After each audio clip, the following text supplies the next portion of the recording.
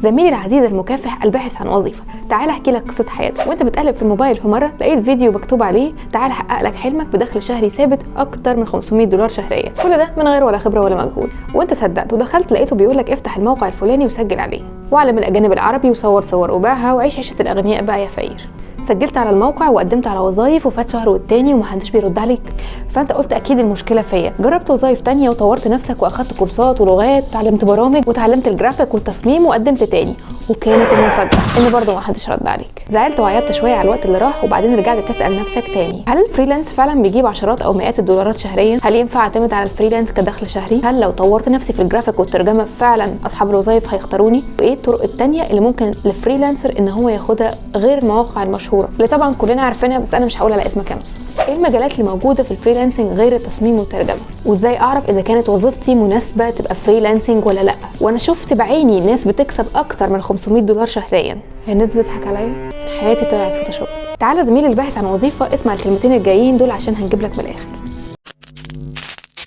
اولا انا مين وبشتغل ايه وايه خبرتي؟ انا سهى قاسم، باحثه ماجستير في كليه هندسه، مصممه جرافيك ومدربه في التصوير الفوتوغرافي، مؤلفه وكاتبه روائيه وبشتغل في التصميم الداخلي، احد اوائل دفعه قسم عماره في كليه هندسه. انا بشتغل في الفريلانسنج بقالي اكتر من 5 سنين، جربت كل انواع الفريلانسنج اللي ممكن تتخيلها، سواء كانت مواقع او مع مكاتب او مع شركات او شهريه او القطعه. جاي اقول لكم النهارده خلاصه التجربه دي على مدار 5 سنين كاملين. اولا السؤال المهم جدا، يعني ايه فريلانس ومين هم الفريلانسرز؟ الفريلانسنج زميل الباحث عن وظيفه هو انك تشتغل بدون عقد عمل وبدون اجر شهري ثابت. بالمختصر المفيد انك بتشتغل بالقطعه او بالوظيفه الواحده، مالكش مواعيد او دوام وظيفي معين، ولكن انت ملزم بميعاد تسليم مقابل وظيفه معينه بتاديها لشخص محدد، بتاخد عليها اجرك ومعاها شكرا لحسن تعاونكم معنا.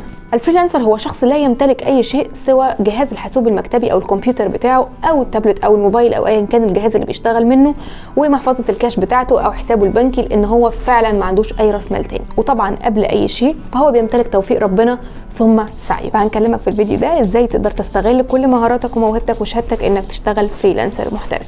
قبل ما اقول لك ازاي تروج لنفسك تعالى اقول لك كلام مش هتسمعه غير عندنا. فاكر لما حكيت لك قصه حياتك وقلت لك عن الفيديو اللي بيتكلم عن $500 في الاسبوع او في الشهر، وكان ده شراره الانطلاق انك تاخد التجربه. الحقيقه انا مش بتكلم اطلاقا عن شخص معين او فيديو معين او قناه معينه، وانا فعليا ما اعرفش اي حد منها، ولكن تعالى افهمك حاجه علشان ما يضحكش عليك في اي مجال ايا كان. لما تشوف فيديو زي تعالى اكسب مليون جنيه في شهر او تعالى ابقى مليونير في سنه بدون لاج وبدون روت او طريقه عمل مهلبيه بدون نشا وبدون لبن، لازم تكون عارف ان اللي بينزل فيديو زي ده هو في الاول وفي الاخر منشئ محتوى، وان منشئ المحتوى بياخد نسبه من الاعلانات، وطبعا الاعلانات بتكون بناء على عدد المشاهدات. اول حاجه بيهتم بيها منشئ المحتوى انه يحقق اكبر عدد مشاهدات ممكن، وده مش هينفع من غير عنوان جذاب جدا. وطبعا كل ما المشاهدات زادت كل ما ارباحه هو كمان زاد. حضرتك بتدور ازاي تكسب $500 في اسبوع، وصاحب الفيديو كمان بيدور عليك وهيجيبك. صاحب الفيديو ما غلطش في اي حاجه فعليا، هو قال لك تعالى اوريك وظيفه بتكسب $500 في الاسبوع وكان بها، وجاب لك ادله وارقام. بس تعالى افهمك ايه الارقام اللي جابها. اغلب منشئي المحتوى والمعلنين دايما بيتكلموا عن مواقع الفريلانس اللي طبعا كلنا عارفينها، واغلبهم بيحصر الفريلانس فقط في المواقع دي، رغم ان الفريلانس مجالاته كتيره جدا. بيقول لك افتح الموقع الفلاني واكتب اسم الوظيفه اللي انت عايزها، تصميم او ترجمه، واعمل بحث، والوظيفه اللي تطلع لك قدم عليها ومبروك عليك. بس هو بجد مبروك عليك؟ الحقيقه ان الموضوع مش كده خالص. مواقع الفريلانس دي عباره عن مناقصه علنيه ضخمه. يعني ايه مناقصه علنيه؟ يعني صاحب العمل بينزل مهمه او وظيفه ما وبيقدم عليها في خلال 48 ساعه اكتر من 100 شخص. هنا بيوصل ارقام ما بين 50 و300 شخص، ممكن كل دول يقدموا في اقل من 48 ساعه. انا عايزه اقول لكم كمان ان الرقم ده ما بيكونش فقط للتقديم على الوظيفه، لا كمان بتكون عروض سعريه بيقدمها المتقدمين للوظيفه. يعني كل واحد منهم بيحاول يقلل عن سعر اللي قبله لغايه ما تقريبا في الاخر هم اللي بيدفعوا لصاحب الوظيفه الفلوس. واحنا طبعا مش بنتكلم عن 100، ممكن يكونوا 50 100 150، في وظائف بتوصل ل 300 كمان متقدمين عليها. كل متقدم فيهم بيقدم بالسيره الذاتيه الكامله بتاعته وتاريخه من يوم ما اتولد. يعني لو انت لسه جديد في المجال فانت كده انتهيت من قبل ما تبدا. وعشان كده هتلاقي ان افراد كتير جدا وجزء من الشركات بتتجه ان هي تدور على فريلانسرز تعمل لهم شغله معينه على المواقع دي، لانها ببساطه بتحصل على احسن عرض باقل سعر واعلى جوده. لكن المشكله ان احتماليه ان حضرتك تفوز في المناقصه دي بتكون 1% او 3%. هل الفريلانسنج بيجيب عشرات او مئات الدولارات في اسابيع؟ فعليا ممكن يحصل، ولكن في برضه شهور كتير ما بيكونش فيها اصلا اي شغل. هل ينفع ان نعتمد على الفريلانسنج كدخل شهري؟ عايزه اقول لكم ان بشهاده معظم الفريلانسرز ان ده شيء مستحيل، وان لازم الشخص يكون عنده وظيفه اساسيه وبجوارها يكون عنده وظيفه فريلانسر. هل لو طورت نفسي في الوظيفه بتاعتي ممكن ده يخلي اصحاب الوظائف يختاروني؟ ان مواقع الفريلانسنج في الوطن العربي بدات شغلها من سنوات قليله، بالتالي اكتر الناس اللي ادت في مهمات او عملت CV لنفسها هي الناس القديمه في المواقع دي اللي بدات معاها من ساعه ما بدات. الناس دي بيكون ليها الاولويه والثقه لان البروفايل بتاعهم بيكون حافل بالاعمال، وبتكون فرصه صعبه جدا لحديث التوظيف في مواقع الفريلانسنج ان هو يلاقي مكان مستقر. للاسف لان صفحته بتكون جنبهم فاضيه، وكمان خبرته بتكون قليله، وتقييمات اصحاب الوظائف ليه بتكون كمان قليله. طيب تعالوا نتكلم عن ازاي حد ممكن يحصل على وظيفه اصلا. لما قلنا ان في حد بيعرض وظيفه وينزلها في صوره مناقصه وان احنا بنقدم عليها وان صاحب الوظيفه بيختار بعد كده حد منهم، امتى وازاي اصلا انا بقدم على الوظيفه؟ ودي مشكله في حد ذاتها، انها بتحتاج اننا نكون قاعدين 24 ساعه قدام الكمبيوتر حرفيا عشان نعرف نصطاد الوظيفه اول ما بتنزل ونكون من اولويه واول الناس اللي بتقدم عليها. ولكن الحقيقه ان احنا بنلاقي دايما ان معظم الوظائف اللي بتكون مش محتاجه خبرات او تعليم مهارات معينه ان بيكون عليها الاقبال تاريخي حرفيا، وعدد المتقدمين بيكون هائل بشكل سريع جدا في الاستجابه. لو هنتكلم بشكل تخصصي كمان، فالحقيقه ان عدد الوظائف اللي بيكون موجوده على المواقع دي مش بيكون ضخم بالقدر الكافي لعدد الفريلانسرز بيقدم بيه.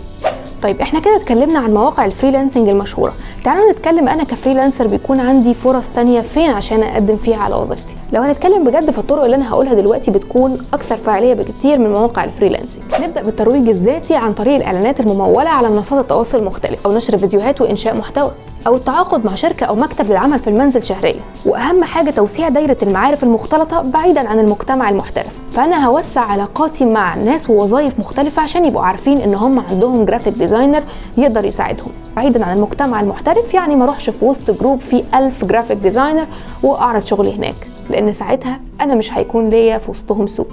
لكن لما اروح اتعامل مع وظائف مختلفه زي عيادات ومطاعم ومحلات بيكون عندي فرصه احسن ان انا اكسب وظيفه. الترويج في المنصات بشكل قريب من الجمهور زي الفيديوهات القصيرة وغيرها من الطرق الجديدة، الصور والدعاية الغير تقليدية والدعاية الاحترافية. ربما كلنا في الأول بنكون محتاجين إننا ناخد دورة حتى ولو قصيرة في الماركتينج، أو التسويق لنفسنا عبر إننا نعلم حد مهارة من اللي عندنا، التسويق لمنتجات بصور جذابة واحترافية، استخدام العناوين الأخاذة والعروض والتخفيضات، التسويق لنفسي عن طريق إيفنتات مجانية بقدمها، أو التسويق بالمساعدة والتدريس. من الحاجات المهمة برضو الإعلانات في الجروبات والصفحات الكبيرة، والتسويق في الجرايد والميديا والتلفزيون. لو عايزين إن شاء الله نتكلم في حلقة منفصلة عن طرق التسويق للفريلانسرز بأنفسهم، إن شاء الله نحاول نساعدكم في حلقات تانية. لكن ما تنسوش إن انتوا تشجعونا بلايك وسبسكرايب، علشان فعلا احنا بنتعب جدا عشان نلاقي محتوى مميز، وبنتعب كمان في الإخراج والمونتاج والتصوير وفي كل حاجة. ايه هي مجالات الفريلانسنج غير الترجمه والتصميم؟ عايزه اقول لكم ان اغلب الوظائف ينفع تشتغل فريلانسنج. هتقولوا لي ازاي مثلا ممكن دكتور يشتغل فريلانسر؟ الدكتور بيقدر يشتغل فريلانسر عن طريق ان هو بيشترك في موقع او عده مواقع، او بينشئ لنفسه صفحه بيرد فيها على استفسارات الجمهور او اسئلتهم، وده بيكون بمقابل مادي بيدفعه كل مريض.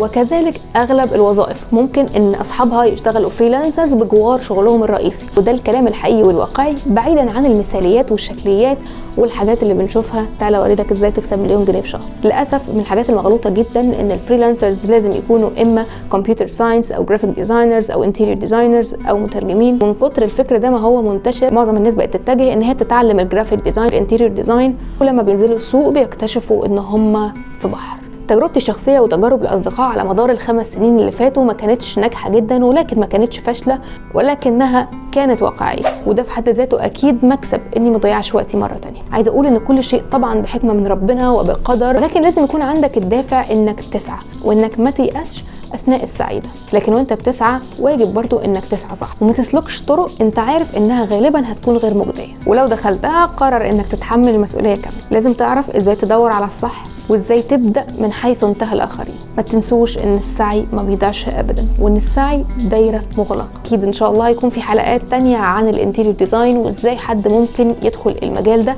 حتى لو هو ما درسوش قبل كده، وعن الجرافيك ديزاين وعن التصوير وعن حاجات تانية كتير. ولكن محتاجين دعمكم، لان للاسف احنا لما بنلاقي ان عدد المشاهدات قليل او عدد المتفاعلين قليل بيكون ما عندناش حماس ان احنا نكمل. ده غير ان الموضوع بيكون مكلف علينا. نتمنى فعلا منكم تدعمونا بلايك والسبسكرايب والشير. شكرا ان انتوا اتفرجتوا لحد هنا. شكرا لكم. سلام عليكم. طيب ما هدولها كده